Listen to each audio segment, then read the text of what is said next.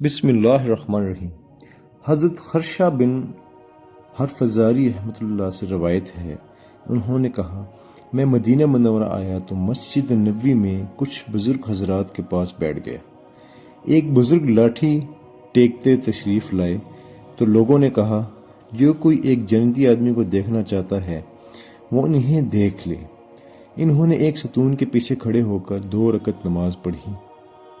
میں اٹھ کر ان کے پاس گئے اور کہا کچھ لوگ آپ کے بارے میں اس طرح کہتے ہیں۔ انہوں نے کہا الحمدللہ، جنت اللہ کی ہے، وہ جسے چاہے گا اس میں داخل کرے گا۔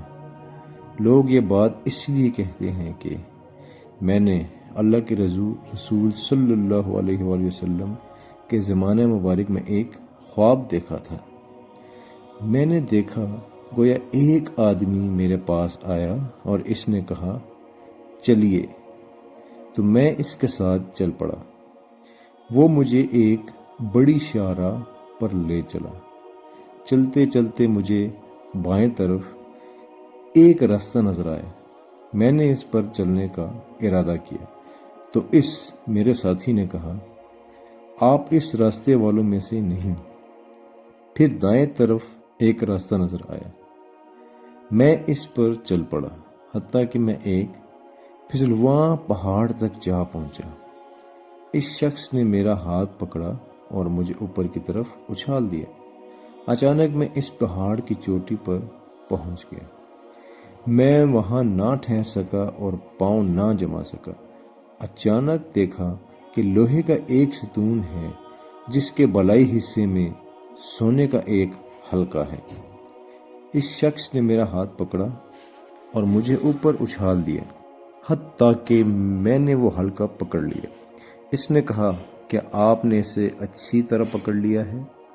میں نے کہا ہاں۔ تو پھر اس نے ستون کو پاؤں مارا اور گرا دیا اور میں حلقے کو مضبوطی سے پکڑے رہا۔ پھر میں بیدار ہو گیا۔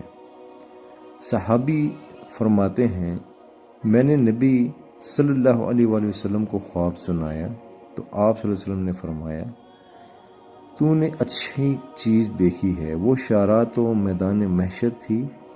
بائیں طرف جو راستہ نظر آیا وہ جہنمیوں کا راستہ تھا، تو اس راستے والوں میں سے نہیں، اور جو راستہ تجھے دائیں طرف نظر آیا وہ اہل جنت کا راستہ تھا۔ وہ پھسلواں پہاڑ شہیدوں کا مقام تھا، اور جو حلقہ تو نے پکڑا وہ اسلام کا حلقہ تھا۔ اسے فوت ہونے تک مضبوطی سے پکڑے رہنا۔ اب اس خواب اور نبی صلی اللہ علیہ وسلم کی اس تعبیر کی وجہ سے مجھے امید ہے کہ میں جنت والوں میں سے ہوں۔ دریافت کرنے پر معلوم ہوا کہ وہ حضرت عبداللہ بن سلام رضی اللہ عنہ تھے۔ یہ سنن ابن ماجہ کی حدیث نمبر 3920 ہے اور یہ صحیح حدیث ہے۔ جزاک اللہ۔ اپنا خیال رکھیے، مجھے دعاؤں میں یاد رکھیے۔ ویڈیو اچھی لگی ہو تو کمنٹ، لائک کرنا اور سبسکرائب کرنا نہ بھولیے گا۔ اللہ حافظ۔